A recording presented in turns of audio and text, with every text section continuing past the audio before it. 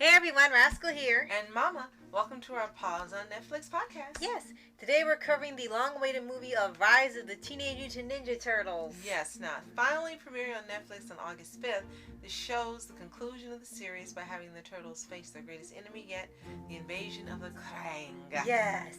Before we start, be sure to like, subscribe, click notification bell to future podcasts and we'll pause videos.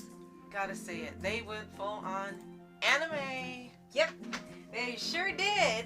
And we really were expecting this to be good because we would see all the time people online were counting down to the movie, the days till they announced it, to the trailer, to the day it came out, and they were really loving the film. And these were coming from some people who ended up becoming hardcore fans of the show. And we personally, no offense to anyone who really loves the show, because there are lots of people who really defend the show for various reasons. We didn't really care for the series itself. We really like the 2012, 2003, the 87, the previous and all the other previous incarnations. Although they did have some good episodes. Right. It's just this one wasn't really high on our list, but we respect anybody who watches the show. But this movie, if this entire series had been like this movie, oh man. Right, it would have been a whole different story for us. So for here, we know there were a lot of changes done in this incarnation. So one of the biggest ones in here is that we wonder where Casey Jones was. Mm-hmm. Well, this time in here, Casey is from the future. Right, and comes from a post-apocalyptic version where it's the end of the world and the Turtles send him back in time to help stop the Kraang from invading and taking over the world because they pretty much wipe out the planet and the Turtles with them. Now, I kept thinking Lance. Yeah. When I saw him. He really had Lance vibes. But the character, even though he was different from what we're used to, he actually worked in this version in the movie. Right. And his role. It actually works. Right. Because he's definitely not like before he was kind of like Kevin from Ben 10. Well, he's completely redone to be sort of the one that's being counted on to save the world. And he's not really He was the Meet the Robinsons version of Casey. Right. So he was way more downplay, a little more shy. He wasn't a tough guy in this version. I guess because of all things that happened, that was pretty much gone from him. So for here, he goes back in time to present day Turtles, and it's supposed to be pretty much the day the Kraang invaded, and they have to get this little device that was supposed to open a portal that will let them come to our planet or our dimension. This is from another dimension in this version. As I said, this movie was really great from beginning to end. We were supposed to watch a part of it just to see if we liked it or not and then stop, and that was it. Once it got started, it was like, gotta see it to the end. It was almost 2 o'clock in the morning, didn't care. Right. Wanted to finish. It was really that good. Right. And it's unfortunate that they didn't put this much action and drama into the series itself. Now, I know that series was supposed to have a different feel, which it did. It had a different target audience, which it did. But this here is really what the Turtles are all about. This movie really reflects what people who love the franchise expect in a movie or a series from them. And I would have to say surpassed it in terms of the effects, in terms of the action, in terms of everyone having a role in here. When we watch the series, you would watch episodes and for some reason it ended up being one Turtles episode and the others were supporting them in the episode. Right. But in here, everyone had a starring role. No one was left second best or back seat.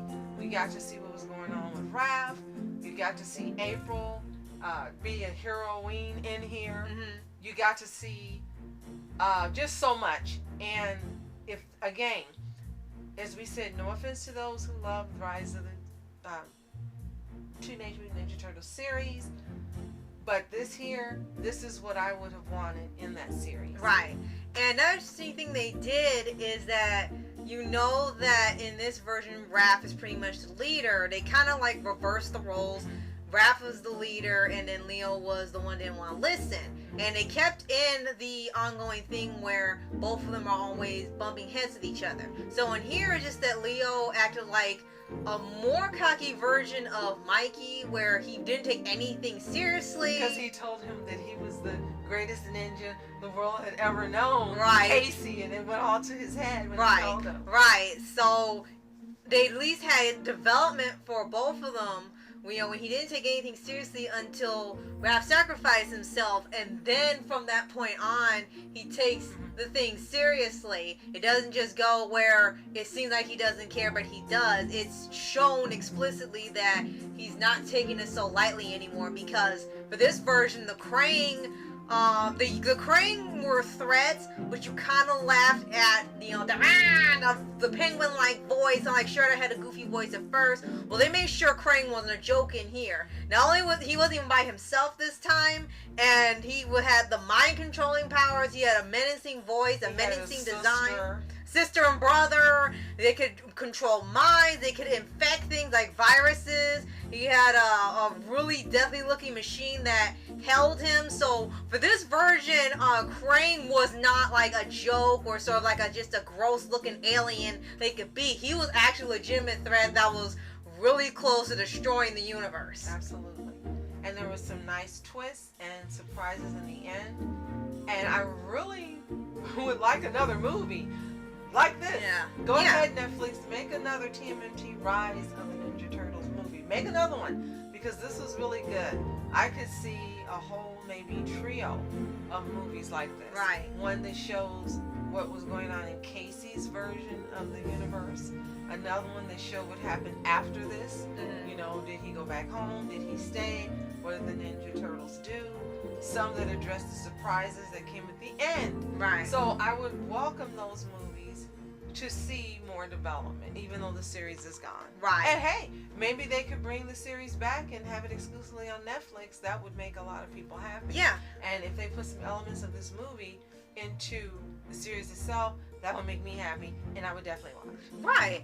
And like I said, there's like a huge audience for this show now. I mean, it was even bigger than probably the last one, because there are ones who will wholeheartedly defend the show. If you so much as say, well, why didn't really like they did this? Well, they'll say, well, screw that. This is why it's great and all that. And it's almost hilarious, because this is probably so far the most dedicated version of fans for a version of the Turtles yet, because you have one for each incarnation, for the movies, for the game, for the comics, because there's so many different ones. But for this one is really dedicated, really bent on having everybody on the planet watch to see how awesome it is. And it's not bad, because, you know, a lot of shows don't get a lot of chances. Unfortunately, this was canceled prematurely, just like they canceled the last show prematurely, so this one didn't even have as much time as the other one. And it's a shame, because it looked like just as it was finding its footing and actually going all out, like Pokemon got to XYZ and started to really push boundaries of what they could do for animation and storytelling, they decided to pull the plug, and it stops all the development they had started. True.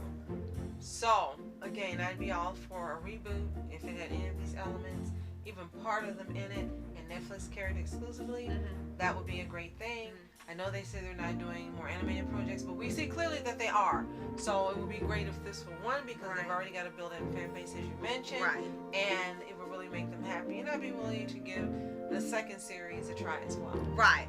And definitely, one more thing is that you mentioned for the animation is that they really went all out on it. It didn't even look like this was a Netflix budget, but a Nickelodeon budget. It looks like this was like a theatrical movie, anime movie budget, because it went so far beyond not just the series, but beyond what Netflix usually has on there.